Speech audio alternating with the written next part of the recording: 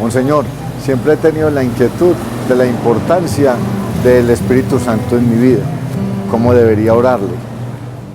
La pregunta que ustedes nos dirigen en el día de hoy tiene dimensiones extraordinariamente bellas. Así que lancémonos a tratar de responderla, ojalá juntos. Porque la manera de orar al Espíritu Santo es la espontaneidad. Es decir, al Espíritu Santo debemos reconocerlo como quien es. Es una de las tres personas divinas, junto con el Padre y con el Hijo. Y precisamente porque es Dios con el Padre y con el Hijo, entonces oye todas nuestras súplicas, pero además concede todas las gracias que son necesarias.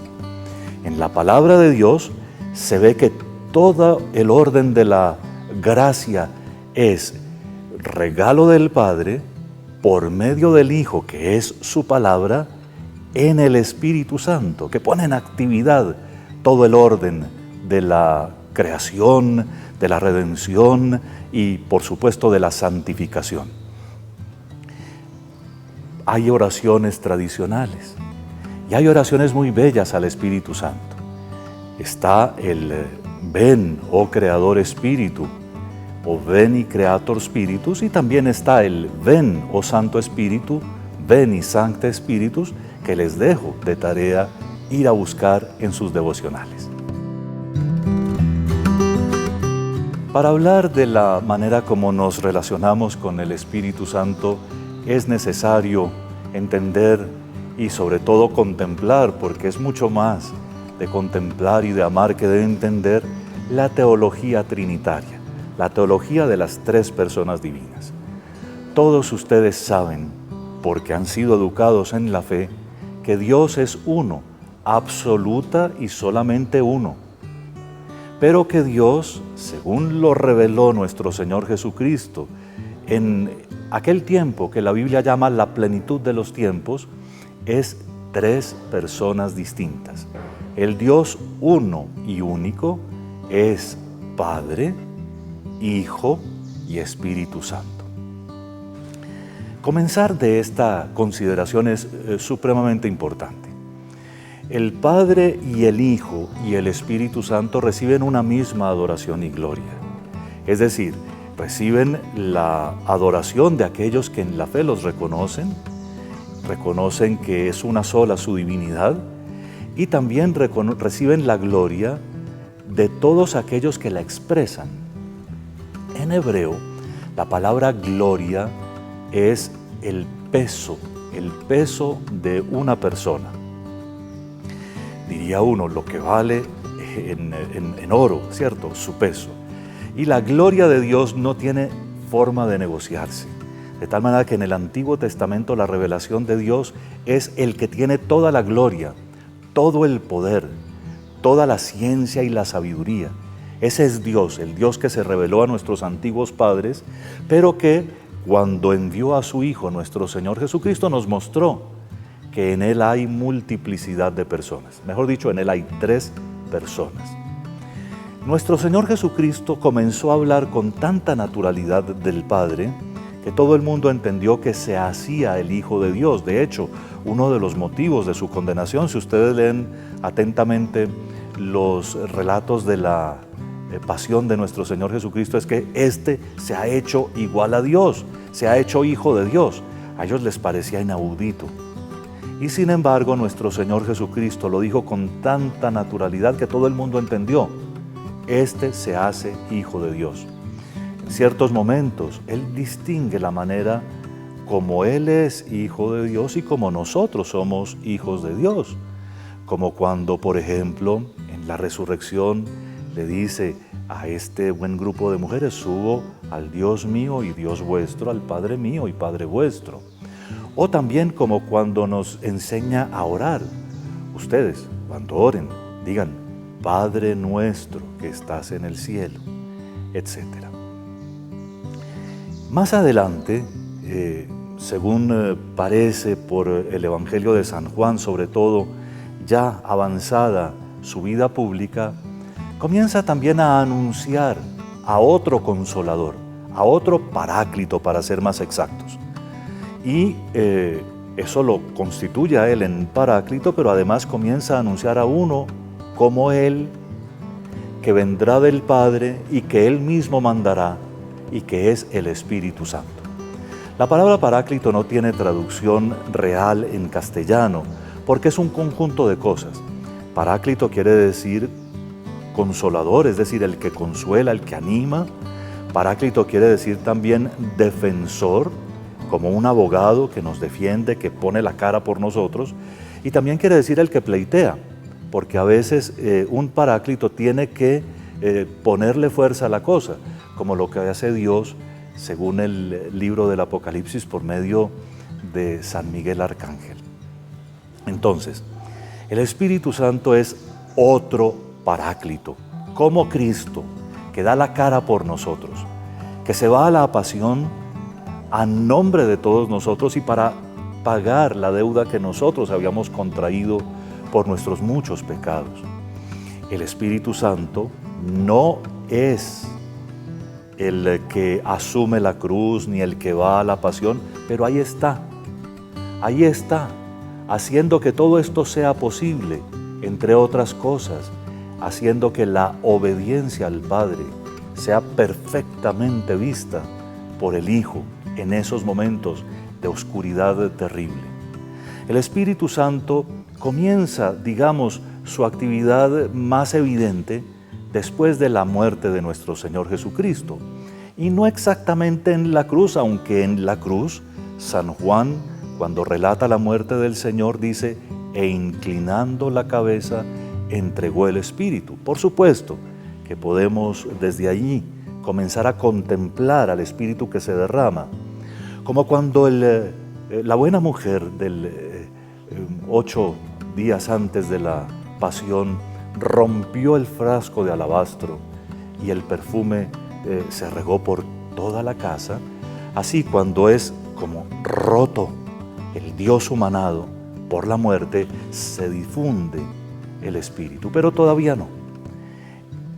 En la plenitud del misterio pascual, el día de la resurrección, por la tarde, nuestro Señor Jesucristo les dice a los 12, reciban el Espíritu Santo. A quienes les perdonen los pecados les quedan perdonados, y a quienes se los retengan les quedan retenidos. Clarísima alusión a la institución del sacramento de la confesión, que es lo primero que pierden los que se apartan de la iglesia, tristísimamente, pero además, que no vamos hoy a entrar en el sacramento de la confesión, detalle fundamental para entender que el Espíritu Santo es el espíritu de la reconciliación de la humanidad entera con Dios. Lo que el Espíritu Santo hace y ha hecho eternamente en la Trinidad, es decir, de ser el vínculo, de ser el amor de los dos hecho persona, el amor del Padre, el amor del Hijo, pero hecho persona, es decir, cuánta dicha en el Espíritu Santo tienen el Padre y el Hijo, cuánta dicha tiene el Espíritu Santo cuando contempla y hace el amor del Padre y del Hijo. En fin, eso que hace el Espíritu eternamente en el cielo, lo hace aquí con nosotros. Es decir, lo que el día de Pascua nos revela sobre el Espíritu Santo es que por la pasión, muerte y resurrección de nuestro Señor Jesucristo, ese es el regalo. El regalo es el Espíritu de Dios para ser derramado sobre el mundo entero y para hacer lo que hace en Dios, de tal forma que cuando hablamos de la nueva y eterna alianza, del Nuevo Testamento, de una alianza definitiva con Dios, es el Espíritu Santo el que la constituye. Él es como las arras del matrimonio, Él es como la argolla nupcial, Él es como el que garantiza que el esposo y la esposa, es decir, Cristo y la humanidad, realmente se desposen. Y Él es el que hace que la reconciliación de la humanidad con Dios sea una gran verdad, a la que todos tenemos que acceder, la que todos tenemos que buscar. Entendido de esta forma, es decir, vamos viendo cuál es la personalidad del Espíritu Santo. Y entonces, cuando conocemos un poco más, primero entramos más en el amor, pero además sabemos cómo relacionarnos con Él. Les voy a poner unos ejemplos negativos para sacar de aquí una enseñanza positiva. Vean, no nos metamos mentiras. El pecado más frecuente en este mundo es la disociación, la división, la lucha, la búsqueda del conflicto y todo lo que se parece a eso. ¿Pero por qué? Porque mientras el Espíritu Santo, como lo acabamos de decir, en la eternidad es el maestro de la unidad, el maestro de la armonía, prácticamente la armonía misma en persona, el enemigo, el demonio, es el delincuente de la división. Entonces, ¿entienden ustedes por qué lo primero que ocurre entre las personas que se aman, esposos y esposas, es el deseo de pelear? Porque al demonio no le conviene la armonía de ese matrimonio. No es que el que se casa daña su vida, no, es que el enemigo se la quiere dañar para desacreditar el matrimonio. Y así, la primera tentación que surge no es ni siquiera contra la pureza, realmente hablando. La primera tentación es la división, la enemistad, el odio. Y si lo vemos a nivel de la iglesia, fíjense cuánta locura hoy en día para tratar de demostrarle al mundo supuestamente inhabilidades o faltas de rigor en la elección del Papa Francisco. Eso es una gran mentira. Y la división que se crea en la iglesia cuando uno separa a un grupo de fieles de la persona del Papa, en este caso del Papa Francisco, se llama cisma, o por lo menos una actitud cismática. Y si por mi falta de espíritu de unidad, es decir, porque yo no tengo el Espíritu Santo, no lo quiero tener, entonces genero divisiones al interno de la iglesia, pues yo soy causa de cisma y por lo tanto no estoy en comunión. En las familias, en la iglesia, en las sociedades, la división, el conflicto, la desconfianza, la pelea, todos los pone el enemigo de Dios, porque el Espíritu Santo es exactamente lo contrario. Entonces, ¿quieren ustedes saber dónde está el Espíritu Santo? El Espíritu Santo está en donde una persona dice, acepto y amo al Papa Francisco como mi pastor, como el sucesor de Pedro, y no pienso más. Acepto y amo a mi obispo, aún a pesar de sus limitaciones y fallas, porque Dios me lo dio, y en Él se construye la unidad de la Iglesia en esta porción que es la Arquidiócesis de Manizales. O también el Espíritu Santo está donde el esposo y la esposa renuncian a su propio capricho, a veces a sus gustos, muchas veces a algo terrible que es renunciar al propio proyecto personal para hacer el proyecto con el otro, para ayudar al otro a crecer. El Espíritu Santo está donde uno, como Cristo crucificado, da la vida por los demás. Y entonces se genera unidad en la iglesia, en los matrimonios, en todas partes, en la sociedad. Se reconoce la presencia del Espíritu Santo porque hay unidad. Lo que hace en la eternidad, Él también lo quiere hacer en la historia. Y los pecados más terribles que nosotros hacemos son cerrarnos al Espíritu y seguir haciendo divisiones. Pero no solo por la unidad que acabamos de mostrar a partir del misterio pascual, sino por otros carismas y regalos personales y efectos en las almas, se manifiesta el Espíritu Santo. Fíjense que eso lo dice San Pablo de distintas formas en distintas cartas, pero siempre es que en la iglesia hay de todo, ¿no? En la iglesia hay quien nos enseñe, en la iglesia hay quien nos celebre los sacramentos, en la iglesia hay quien se entregue al martirio, en la iglesia hay quien eduque familias, en fin, en la iglesia, y no son sacerdotes, somos todos. En la iglesia hay de todo porque el Espíritu Santo distribuye con amor a todos sus propios carismas. Cuando entendemos eso, entendemos entonces que si la iglesia, es decir, el conjunto de los bautizados, fuera un jardín, la belleza de las formas y de los colores, es decir, las diferencias entre nosotros, pero las diferencias que construyen la unidad, las pone el Espíritu Santo, y es Él, si nos dejamos conducir por Él, el que nos hace que armoniosamente produzcamos esto que es el cuerpo de Cristo, que lo hace Él. Termino. En esta reflexión sobre cómo orarle al Espíritu Santo, respondiendo a la pregunta de cómo me dirijo y cómo me relaciono con Él, hay dos elementos que me parecen necesarios. Primero, hacerme consciente de que Él quiere vivir en mí. Consciente de que Él quiere vivir en mí quiere decir, en este instante, mi acto de fe, no después, aquí, ya, mientras oigo esta palabra, mi acto de fe es saber que no importa cuántos pecados tenga, no importa cuánto me haya alejado yo, si en este instante abro mi corazón, es decir, le digo, Señor, Él viene.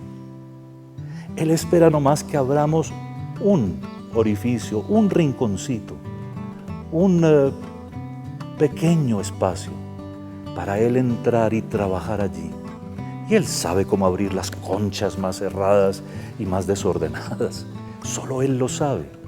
Por eso, lo primero para nuestra relación con el Espíritu Santo es decirle, pues como ustedes quieran, ven. Así lo dicen los cantos tradicionales que mencioné hace un rato.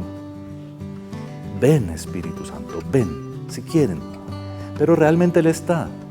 De tal manera que cuando yo hago un acto de fe, es decir, cuando yo me hago consciente, Él habita en mí, ya está pasando el milagro, ya está ocurriendo el prodigio. Él está trabajando allí. Y les repito, nada de nervios. Dios es amor. Y por lo tanto la presencia del Espíritu Santo es la presencia del amor. Y por Él, en mí, están presentes también el Padre y el Hijo. De tal manera que como algunos santos lo han vivido toda su vida, el que vive conscientemente su fe, el que no anda alborotándose y alborotando a otros, ni en la bulla permanente, sino consciente, tratando de hacerse consciente, sabe que es como un sagrario. Dios vive en él. Dios vive en el corazón del que vive en la fe.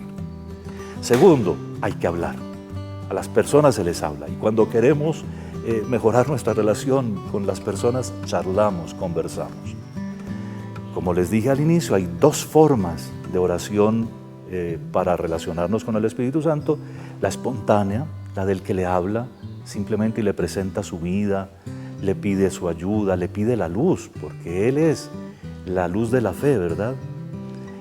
O la otra, la de las oraciones tradicionales que mencioné al principio. Ven, oh Espíritu Santo, ven, Santo Espíritu. Lo pueden encontrar en sus devocionarios como Veni Sancte Spiritus, o también el Veni Creator Spiritus, ven, oh Creador Espíritu. Esas son dos oraciones tradicionales bellísimas, pero por supuesto hay otras.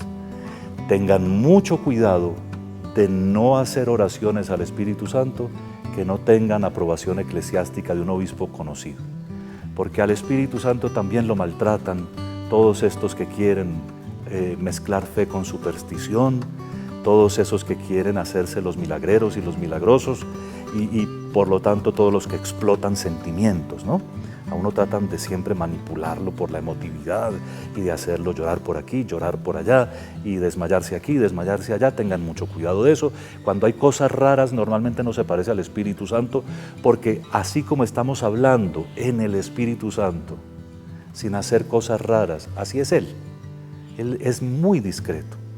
Podríamos casi decir que es el más discreto de la Trinidad, pero cuando hablamos de ese jardín que es la iglesia, en el que florecen por un lado lirios y tulipanes, por el otro rosas y azucenas, y que hay frutos de todo tipo, unos más dulces y otros más saludables, en fin, en el jardín de la iglesia, Él es el que produce todos estos efectos. Y usted que está oyendo es uno de los efectos más bellos que el Espíritu Santo quiere producir, su santidad. Hacer que usted tenga la sed de la cuarta bienaventuranza. Dichosos los que tienen hambre y sed de ser santos. Dichosos los que quieren ser santos, porque ellos serán saciados. Con estas reflexiones los invito a que sigan pensando en el Espíritu Santo, hablándole, y ojalá tengan algunas oraciones aprobadas por la Iglesia también para apoyarse. Y los bendigo en el nombre del Padre, y del Hijo, y del Espíritu Santo. Amén.